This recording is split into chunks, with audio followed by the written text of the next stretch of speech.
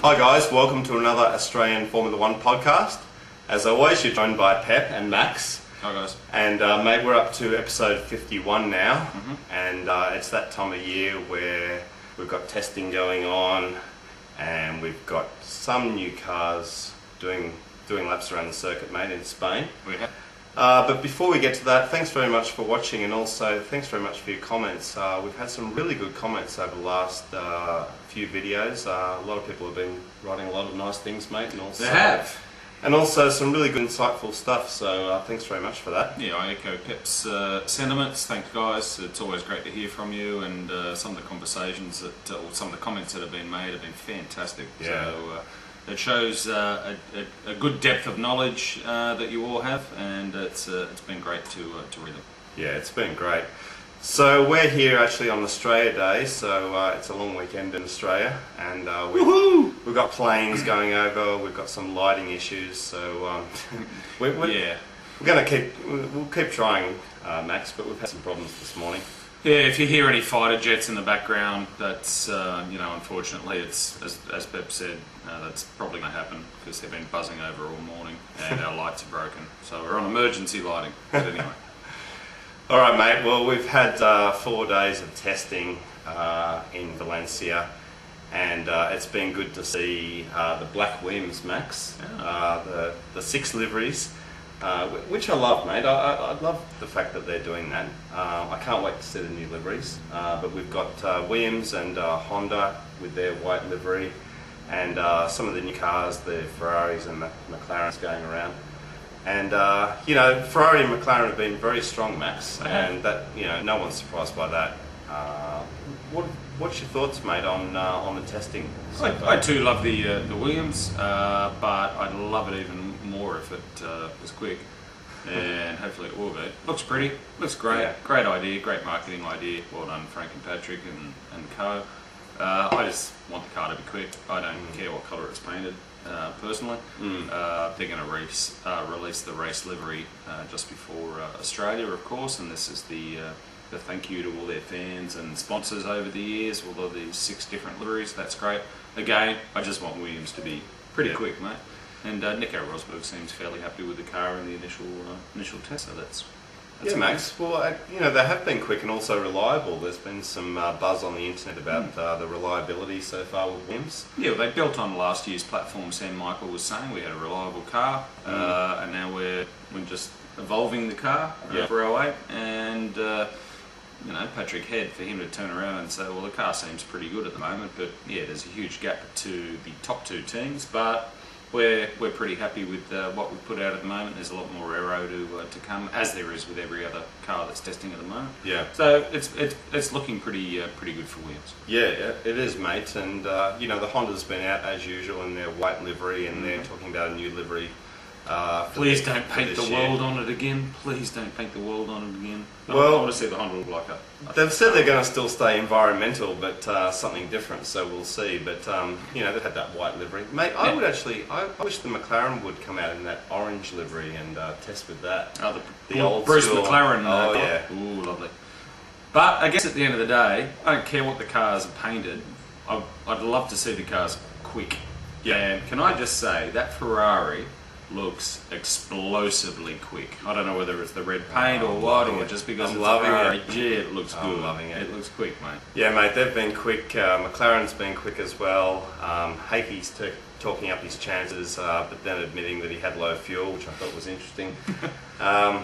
It's testing. You're allowed to have low fuel. That's all right, Hagee. Don't you listen to them, mate? Well, you've got to test with low fuel, as you said. Absolutely. It's been good to look at the testing times, and also BMW. Nick's saying the car's a little bit unstable at the moment.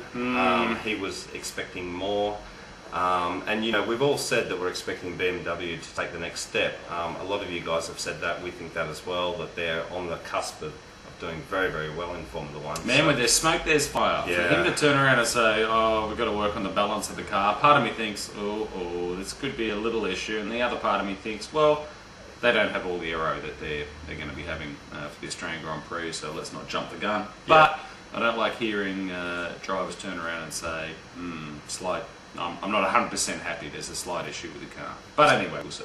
Yeah, we'll see, mate. And also Red Bull, Webber has been doing quite a few laps and has been kind of a bit up and down, mate. Yeah, did 15 laps in the RB4 the other day, but there was some damage to the monocoque which limited his driving, and I just couldn't help but think, not again. Yeah.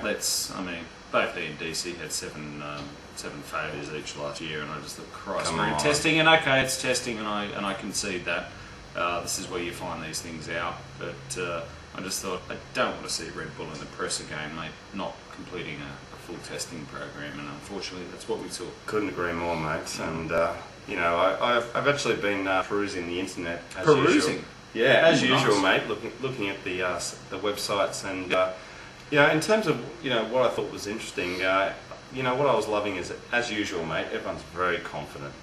Hakey's confident that he is going to take it up to Lewis and beat everybody. The BMW drivers have been confident. Even Ruben's saying that it's better under braking, but I'm not yet convinced. Yeah. Oh, Rubens, be careful. Let's hope the Honda this year is a hell of a lot better than last year, as both drivers have pretty much been quoted as saying this year's car can't be as bad as last year. No, so it can't. And Lewis is saying no excuses for this year, and I just love it. I love the fact that everyone's talking it up, and I'm convinced, Max, that Fisichella is going to be very humorous this year. He's again come out with some humorous comments during this week. Renault aren't going to win a race this year, and Renault are going to this, and Renault are going to that. It's like, Fizzy, you're not driving for them anymore, Tiger. Yeah. Just concentrate on what you're doing. Don't worry about the other stuff. As has been said many times, in 18 months he's gone from a World Championship winning team to pretty much the back of the grid. To nothing. I'm looking forward to the comedy this year, Fissy, so... Step it up, Tiger. Yeah. It's been great the last few weeks, and more, please. It has been, it's been wonderful. Keep us going. You're the new Ralph Schumacher. Stop it. That was unfair. I shouldn't have said that. He's not No, he Ralph. is. There was only one He Ralph. is. Ralph, oh no, I'm not going to DTM. I never would. Who's testing? I had to sign a contract. But enough of that. That's enough. That's DTM Hamilton. No excuses this year. No rookie mistakes. Yeah, you're damn right. You're in one of the two top cars on the grid. Wonderful season last year.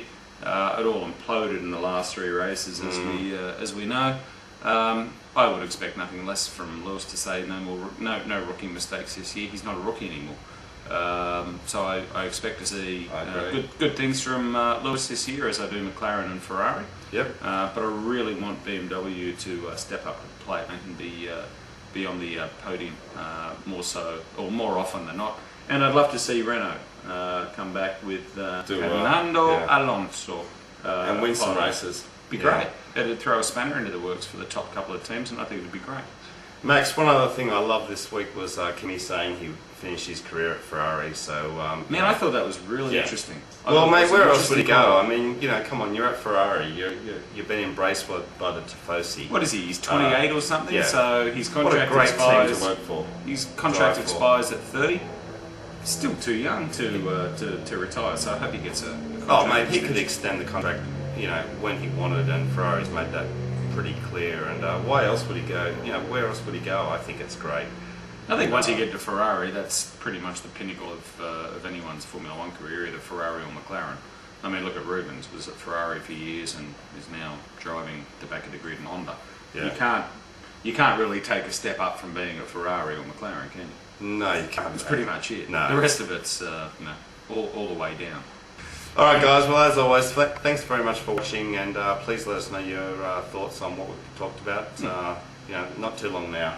I keep saying that, but geez. No, that's true. Every time we do a podcast, mate, it's that little step closer, but I think it's important that Pep and I make mention that being Australia Day, in about 5 minutes, Pep and I are heading off to the pub. Yes. To have a couple of beers. It's about 30 degrees here, centigrade. So it's a hot day outside, and I think nothing better to celebrate Australia Day than being at the pub and having a few beers. Well, mate, it would be un-Australian if we didn't. So we'll be thinking of you all. Alright guys, thanks for watching. See ya. See you then. Ciao. Bye.